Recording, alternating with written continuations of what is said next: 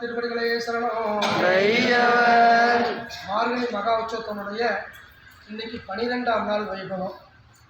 ஆண்டாள் மிக சிறப்பாக அனுபவிக்கக்கூடிய பாசுரம் இந்த பாசுரம். நம்ம வீட்டுக்கு முன்னாடி தன்னுடைய கன்றை நினைத்து எருமை மாடுகளெல்லாம் பால் சுரந்து தானாகவே சுரந்து கீழே போய் வாசலெல்லாம் நிறைஞ்சிருச்சாமா. நம்முடைய தோழியை கூப்பிட்றதுக்கு வரும்போது பனி பெய்யுது, பனித்தலை வீழ மின் வாசலுக்கு முன்னாடி பனித்தலை விழுகிற மாதிரி நாங்கள்லாம் வந்து கூப்பிட்றோம். சினத்தினால் தென்னிலங்கை இந்த இடத்துல ராமாவதாரத்தை அழகாக சொல்கிறா. ராமான்னு சொன்னால் மனதுக்கு அவ்வளவு இனிமையாக இருக்குமாமா. மனதுக்கு இனியான் ராமன். நன்மையும் செல்வமும் நாளும் நல்குமே, திண்மையும் பாவமும் சிதைந்து தேயுமே, ஜென்மமும் மரணமும் இன்றி தீருமே, இன்மையே ராமா என்ற இரண்டெழுத்தினாள். ஆண்டாள் அப்படி அனுபவிக்கிறார். ராமானா மனதுக்கு அவ்வளவு இனிமை. தோழியே, நீ சாதாரண பெண் இல்லை. போன பாசுரத்தில் எல்லாமே பேய் பெண்ணு, ஊமையோ செகுடான்னெல்லாம் சொன்ன ஆண்டாள் இந்த இடத்துல அந்த தோழி என்ன சொல்கிறாங்கன்னா, இனியவா, இனித்தானுங்கிறான்.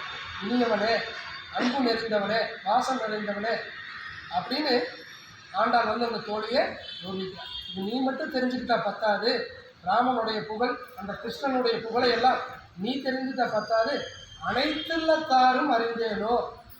இந்த நாமத்தை சொன்னால் எவ்வளவு நன்மை அப்படின்னு அனைத்துள்ளத்தாரும் அறிந்தேனோ என்பதாய் ஆண்டாள் அனுபவிக்கிற அந்த பாசுரத்தை ராமா அப்படிங்கிற 2 எழுத்து எல்லா நன்மைகளையும் தரும்னு ஆண்டாள் சொல்கிறான். எப்படி அனுபவிக்கிறான்னு பாருங்க.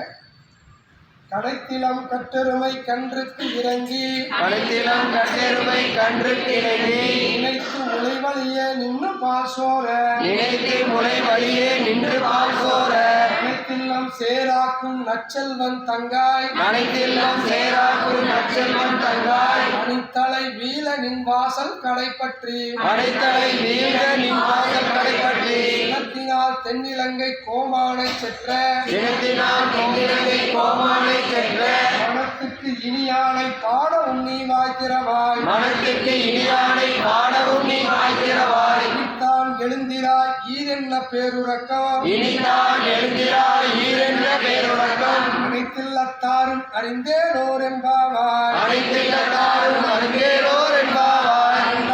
திருவடிகளே சரணம். உடையவர்